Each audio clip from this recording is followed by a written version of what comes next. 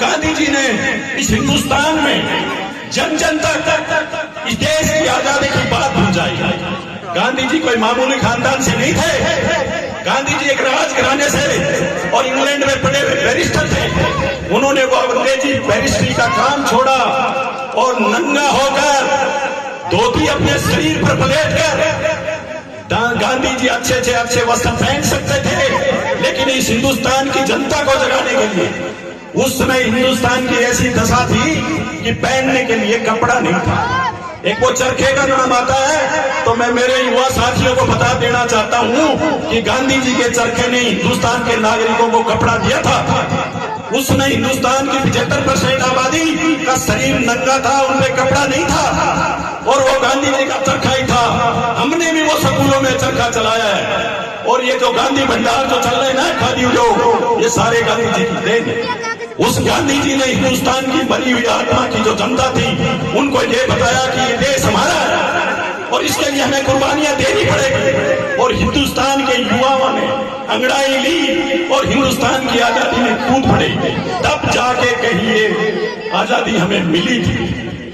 उस समय हिंदुस्तान के पास इतनी ताकत नहीं थी, इतने हथियार नहीं थे, हम लड़के आजादी प्राप्त नहीं कर सकते थे। इसीलिए गांधी जी ने अहिंसा का आंदोलन चलाया।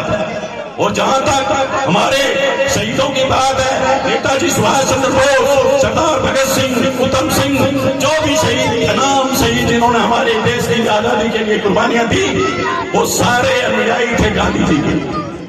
साथियों, जो हमारे बॉर्डर पर सीना तान के जो फौजी अपने सीने पे जो लिखाता है ना, वो भी राष्ट्र भगत है। और मैं ये भी बता देना चाहता हूं कि धरती माँ का सीना छीन कर जो अन्न के रूप में सोना पैदा करता है ना किसान, वो भी राष्ट्र भगत है। और मैं ये भी बता देना चाहता हूं साथियों, जो सिर पर तगारी लेकर ये मां सरस्वती के मंदिर जैसी बड़ी बड़ी बिल्डिंग और निर्माण करता है, वो मजदूर भी राष्ट्र भगत है।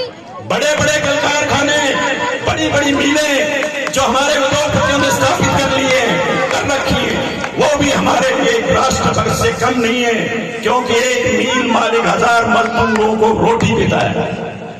साथियों, हमारा देश बहुत आगे निकल चुका है। एक समय था इस देश में खाने के लिए अन्न नहीं हुआ करता था।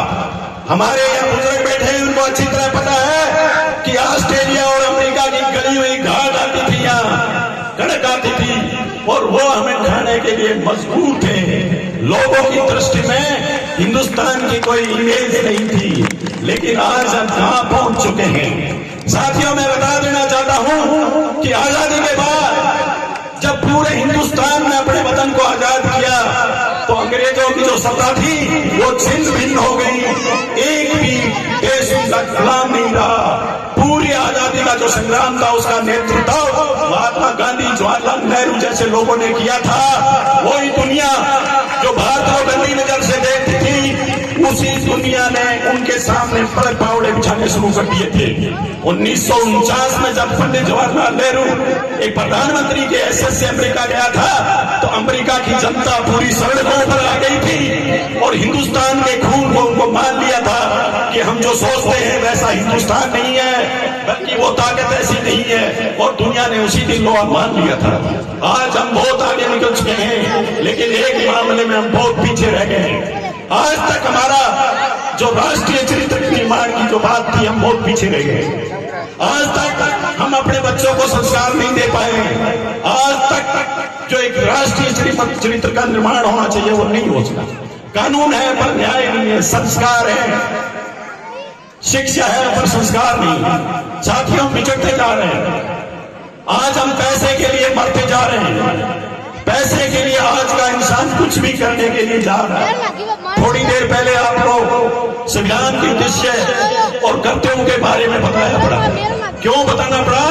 क्योंकि हम हथियारों के लिए सड़कों पर आ जाते हैं, लेकिन कर्तव्य के प्रति कोई सजग नहीं।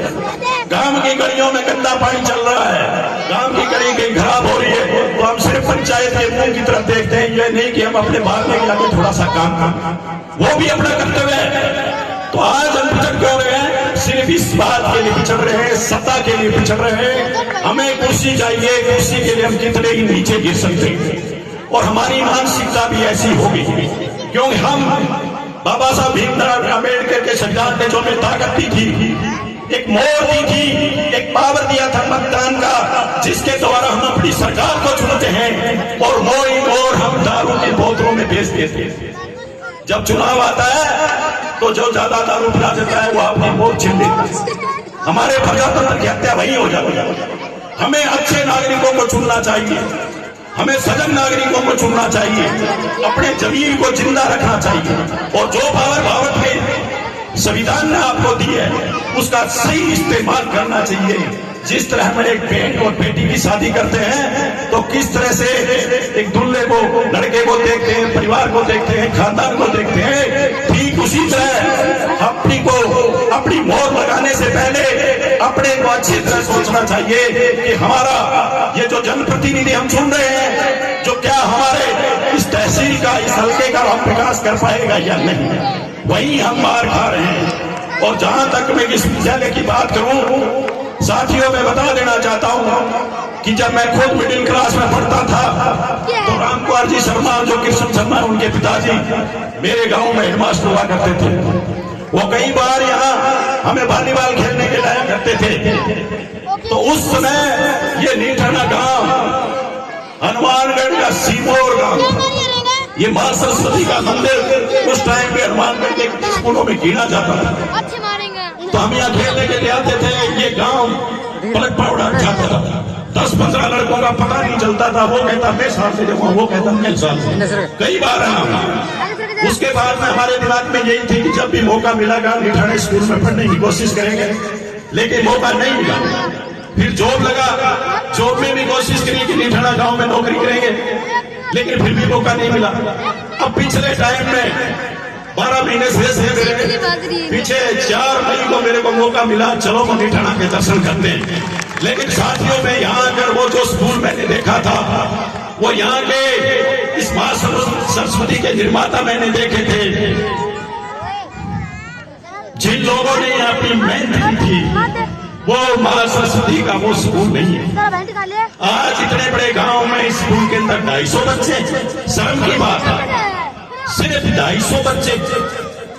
इंग्लिश मीडियम स्कूल खुलाया गया, बहुत अच्छी चीज है। 190 बच्चे। कहां जा रहे हो आप? ये मां सरस्वती का मंदिर आपको बुला रहा है, आवाज दे रहा है कि एक बार मुड़कर मेरी तरफ भी देखिए। ये स्कूल, और बड़ी ताज्जुब की बात है कि वो गांव जो बादरा तहसील की राजनीति तय करता है, बादरा तहसील की सत्ता तय करता है, और उस गांव के स्कूल की ये पोजीशन है। अरे दानवीरों की भूमि है, हर जगह आपका नाम लिया जाता है। कहीं आप मायरा भर के आ रहे हो, कहीं आप डूबते लोगों का सहयोग करते जा रहे हो, और ये मां सरस्वती का मंदिर जो आपके सामने है, इतनी बड़ी संस्था, इतना बड़ा टैक्स आपको हनुमानगढ़ जिले में नहीं मिलेगा। भटक आ रहे हैं हमें। एक बार इस गांव के युवाओं को और इस गांव के जो मुख्य नागरिक हैं, उन्हें अपनी अहम भावना को छोड़ के 2-2 कदम पीछे हटते हुए इस मां सरस्वती के मंदिर के विकास के लिए दृढ़ संकल्प लेकर जुड़ना होगा। समय निकल रहा है, लौट कर आपको आना पड़ेगा, निश्चित रूप से आना पड़ेगा, लेकिन फिर आप पछताओगे, क्योंकि तब तक इस विद्यालय से कई फैकल्टियां टूट चुकी होंगी, कई फैकल्टियां टूट चुकी होंगी। फिर आपको वो चीज हासिल नहीं होगी जो इस विद्यालय से निकल जाएगी। आपके इस विद्यालय में वेल क्वालिफाइड स्टाफ है। आपने भी देखा है, हर बच्चे का रिजल्ट टॉप में, पढ़ाने वाला हर शिक्षक अपनी तरफ से भरपूर कोशिश कर रहा है। तो आपको भी इसमें सहयोग करना चाहिए। और हर माँ बाप से मैं यही कहना चाहता हूं कि अपने बच्चों को अच्छे संस्कार दें।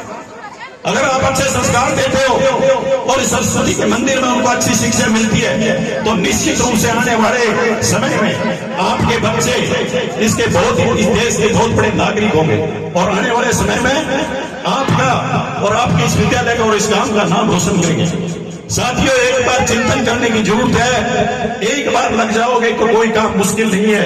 एक बार बढ़ने की जरूरत है, कोशिश करने की जरूरत है। जिस तरह आपके गांव के युवा और भोजी शादी अब पिछले 10 दिनों 15 दिनों से इस खेल ग्राउंड में लगे हुए हैं, ये खेल ग्राउंड का नक्शा बदल दिया और निश्चित रूप से अब जो ग्रामीण राजीव गांधी जो टूर्नामेंट हो रहा है उसमें हमें उपलब्धियां मिलेंगे, हमारे बच्चे नाम रोशन करेंगे। तो एक बार पुनः आप सभी से निवेदन है कि इस बात पे गौर करें और गांव से पधारे हुए सभी बुजुर्गों का, सभी नौजवानों का, सभी देवियों का मैं पुनः इस साला परिवार की तरफ से बहुत बहुत हार्दिक अभिनंदन करता हूं, स्वागत करता हूं, वंदन करता हूं। और आपने जो अपना कीमती समय निकालकर इन बच्चों की हौसला अफजाई की है, इसके लिए भी मैं आपको बहुत बहुत धन्यवाद देता हूं। जय हिंद, जय भारत।